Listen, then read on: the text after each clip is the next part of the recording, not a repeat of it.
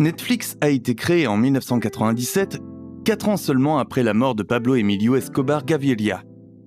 Depuis sa création, Netflix a eu sa part de gloire, de succès et de controverses. On peut dire la même chose d'Escobar, qui, parfois d'un seul coup, s'est attiré gloire, succès et controverses à la fois. Il n'est donc pas surprenant que lorsque les deux sont entrés en collision avec la sortie de Narcos en 2015, la célébrité, les succès et la controverse ont suivi, naturellement. Netflix a été félicité pour la rigueur de ses recherches ainsi que pour l'écriture et la mise en scène artistique du réalisateur brésilien José Padilha, qui ont conféré à l'histoire un riche effet dramatique. Cependant, dans une histoire aussi politique que celle-ci, la perfection n'existe pas. Et parfois, le diable peut se cacher dans les détails, se mêler de tout. Maintenant, cacher pourrait être un mot fort, mais cette vidéo cherche à exposer d'autres aspects de l'histoire que vous ne connaissez pas. Des aspects comme les coulisses, les vérités dramatisées, la version de l'histoire du cartel et des survivants d'Escobar, et plus encore. Si vous n'avez pas vu la série, cette vidéo est pleine de spoilers au-delà des spoilers. Voici 10 choses que Netflix cache à propos de Don Pablo Escobar. Chef du cartel de Medellín, premier narcoterroriste et criminel le plus riche de tous les temps. Numéro 10. Le plan original de Narcos. L'histoire raconte que Netflix avait initialement prévu de faire de cette histoire un long métrage et non une série télévisée. Cependant, lorsqu'ils ont commencé à déterrer des preuves et des recherches sur le roi de la coke, ils étaient certains qu'un seul film ne suffirait pas. Ils ont découvert plusieurs histoires sur l'origine de sa richesse, à commencer par celle d'un homme appelé Cockroach et sur sa vie avant la contrebande, qui consistait à voler des pierres tombales. Tous ces éléments, associés aux informations tirées des expériences personnelles des agents de la DEA Steve Murphy et Javier Peña, ont montré aux producteurs qu'ils ne savaient rien d'Escobar. C'est ainsi que Narcos est né. Écrivant pour Vox, Bernardo Aparicio Garcia, qui a grandi dans la Colombie dirigée par Escobar, apprécie largement la rigueur de la série. Il cite entre autres la représentation correcte de la diversité ethnique et des plus petits détails comme les façades miniatures des maisons du village colonial accrochées au mur de la maison de la mère de Pablo.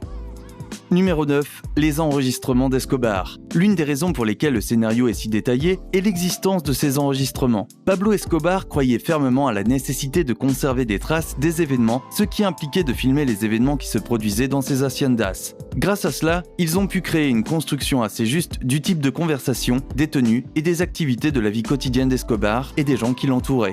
Dans le film, cependant, Escobar reste le plus souvent assis, à broyer du noir et à regarder dans le vide tout en réfléchissant à la manière de faire le prochain grand coup dans ses guerres avec son propre gouvernement. La vérité est un peu différente, car Escobar a contribué de manière significative à la production de la série. En fait, il est clair que le chef du cartel de Medellín était un fan des médias, puisque certains de ses enregistrements sont insérés dans la série, montrant les activités dans ses haciendas. De plus, il était prêt à acheter ou kidnapper des journalistes pour qu'ils racontent son histoire. Numéro 8. La vie de la famille. Bien sûr, vous deviez savoir que ça allait arriver.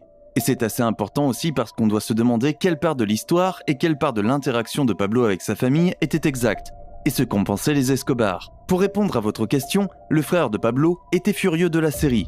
Et si vous avez regardé la série, vous vous demandez probablement maintenant où était le frère d'Escobar pendant toute la durée de la série. Roberto Escobar n'était pas seulement le frère de Pablo, il était aussi le comptable du cartel jusqu'à ce qu'il soit arrêté à la mort de Pablo. Alors croyez-moi quand je vous dis que Roberto n'était pas content quand la série montrait un autre comptable appelé Blackbeard arrêté puis dénonçant le cartel aux autorités. En réponse, il a demandé une compensation d'1 milliard de dollars au géant du streaming pour avoir dépeint son image et celle de son frère sans aucune consultation de sa part ou des autres membres de la famille. Comme la première saison n'était pas encore terminée, il a également proposé de vérifier les inexactitudes de la deuxième saison avant sa diffusion. Nous ne sommes pas sûrs que cela soit allé dans son sens. Entre-temps, d'autres membres de la famille ont également contesté la représentation de Pablo lors du siège du palais de justice ainsi que la manière dont il est mort. Mais nous y reviendrons bientôt.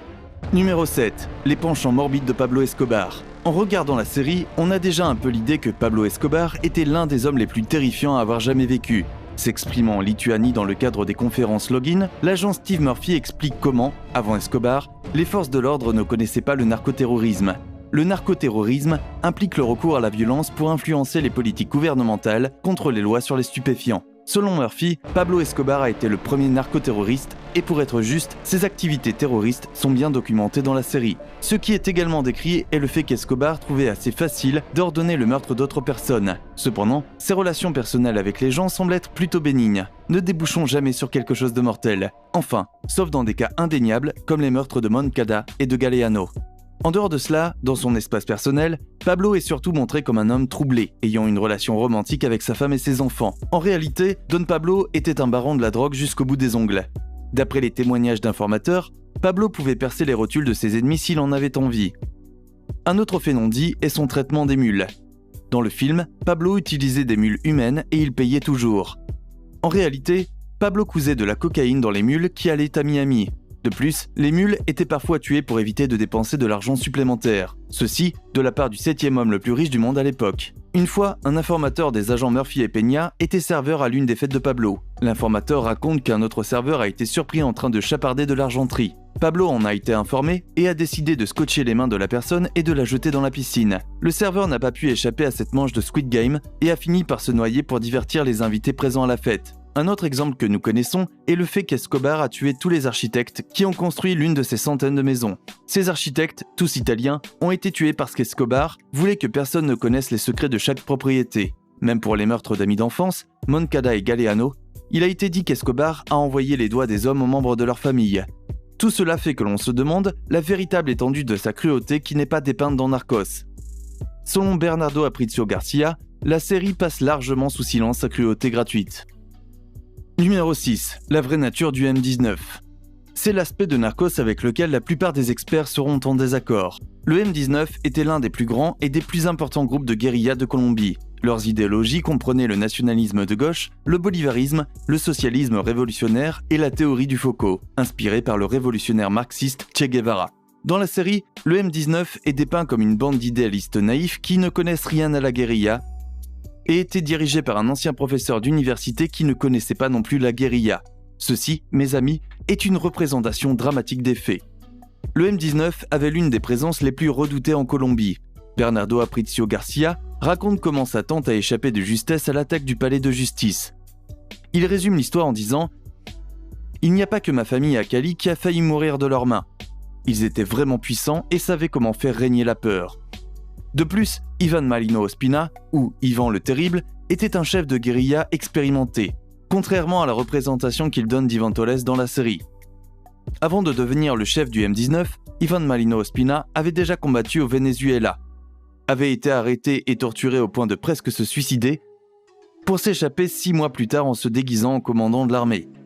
On l'appelait Ivan el Terrible, parce qu'il faisait toujours les choses de la manière la moins diplomatique, et il était donc grossièrement dépeint dans la série.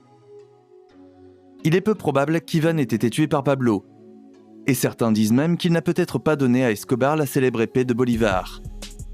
Numéro 5. Les relations de Pablo avec sa famille.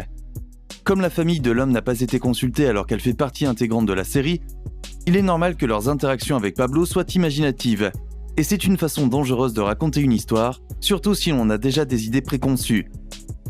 Aucune autre relation n'a peut-être été plus mal interprétée que la relation de Pablo Escobar avec son fils, Juan Pablo, aujourd'hui connu sous le nom de Sebastián Marroquín.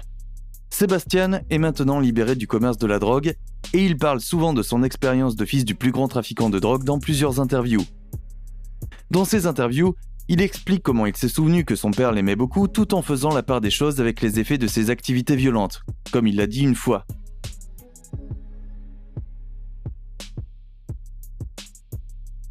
Sebastián dit que son père lui a appris à connaître toutes les drogues et que la marijuana était la préférée de Pablo. Il lui a expliqué que la cocaïne était un poison à ne pas prendre et qu'il devait le consulter si jamais il décidait d'essayer une drogue.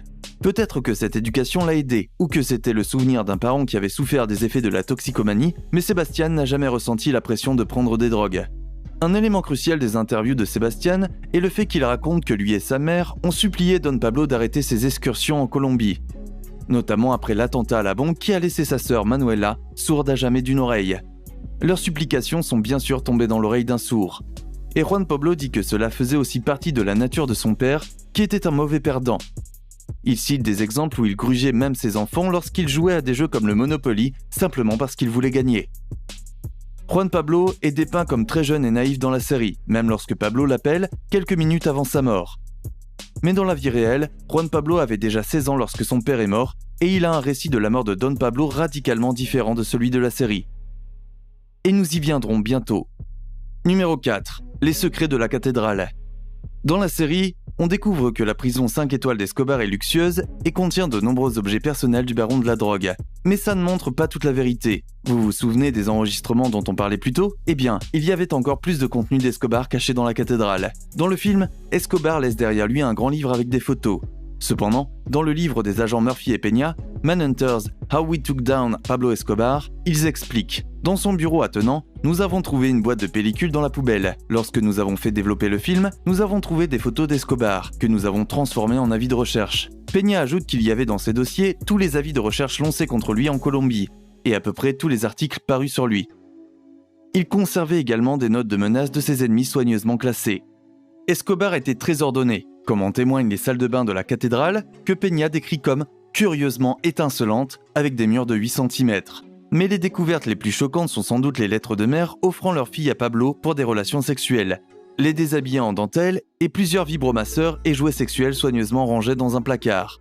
Un détail intéressant de leur livre, cependant, est le fait que Peña dormait dans le lit d'Escobar. Il raconte qu'il n'arrivait pas à trouver le sommeil dans le lit, se tournant et se retournant toute la nuit. Numéro 3. L'influence de Carlos Leder. Carlos Leder était le fils de Klaus Wilhelm Leder, un Allemand qui avait quitté son pays pour la Colombie, changé son nom en Guillermo Leder et épousé une Colombienne appelée Elena Rivas. Après le divorce de ses parents, Carlos est parti en Amérique avec sa mère et a fini par se retrouver en prison. C'est en prison que Carlos a rencontré un codétenu appelé George Young. Ils vont tous les deux comploter pour révolutionner le commerce de la cocaïne et commencer à transporter de la drogue vers les États-Unis à l'aide de petits avions.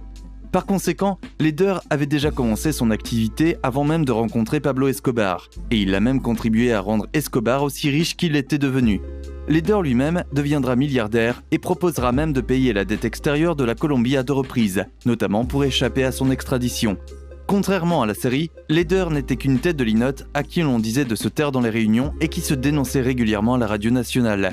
La description de son histoire et de sa disgrâce est loin d'être exhaustive. Numéro 2. Le suicide d'Escobar. Si vous connaissez un peu l'histoire de Pablo Escobar, le mot suicide doit être un mot très étrange pour être associé à sa mort. Mais soyez attentifs et nous verrons où cela nous mène. Pablo Escobar s'est suicidé. C'est ce qu'affirment des membres de sa famille proche, comme ses frères et surtout son fils Juan Pablo.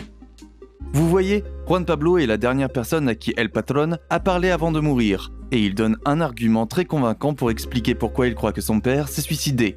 Examinons ces arguments. Le premier point, Juan Pablo dit que son père lui avait toujours dit que le téléphone était la mort. C'est parce que Don Pablo savait très bien que la DEA, la CIA, Central Spike et les policiers surveillaient les ondes pour trianguler l'emplacement des membres du cartel.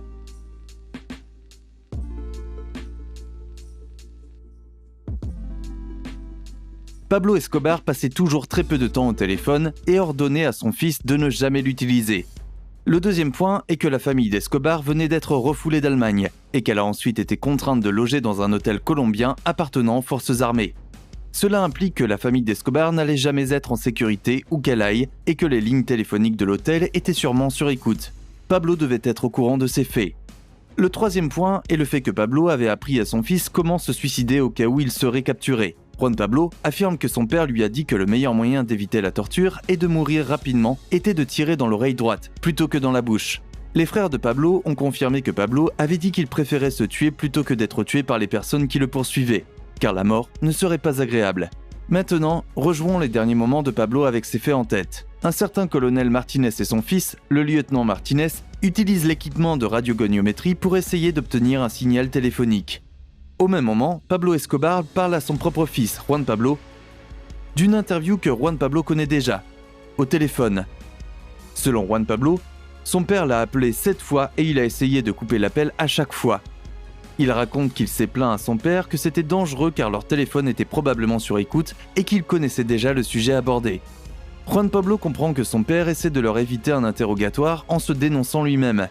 Alors qu'il est au téléphone, le lieutenant Martinez tient une antenne depuis le véhicule et aperçoit soudain le roi de la coque qui le regarde. Après avoir rassemblé suffisamment de force, les policiers prennent d'assaut la maison. Et ce n'est qu'à ce moment-là que Pablo lâche l'appel en disant « Il se passe quelque chose d'étrange ici, je te rappellerai ». La fusillade s'ensuit, son garde du corps, Limon, est tué, et Pablo est touché sur le toit à plusieurs reprises avant que son corps ne devienne inanimé. À l'inspection, une blessure par balle est trouvée à la tête de Pablo. Devinez où ? C'est ça, l'oreille droite.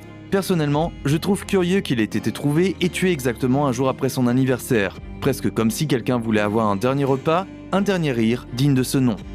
Numéro 1. Le discours pro-drogue de Wagner Moura. Wagner a joué le rôle de Pablo Escobar dans Narcos à la perfection. L'acteur brésilien était applaudi pour ce rôle et est tellement synonyme d'Escobar que ses photos apparaissent sur une recherche Google avec le nom du baron de la drogue. Cependant, ils ont encore plus en commun. Moura pense que les drogues, comme la cocaïne, devraient être légalisées. Et après avoir vécu l'expérience d'Escobar, il prend cela encore plus au sérieux. En effet, dans un monde où la cocaïne était légale, Pablo Emilio Escobar Gaviria aurait surtout été reconnu comme un homme d'affaires avisé qui s'est enrichi à partir de rien et a redonné aux pauvres. La plupart des meurtres qu'il a ordonnés ont commencé par faire taire les fonctionnaires qui voulaient le faire enfermer ou extrader. Mais qu'en pensez-vous? La cocaïne devrait-elle être légalisée? Donnez-nous votre avis dans les commentaires ci-dessous. Vous avez apprécié cette vidéo? Si oui, n'hésitez pas à la liker. Et regardez d'autres vidéos géniales sur la chaîne The Fugitive France. Merci d'avoir regardé et à la prochaine.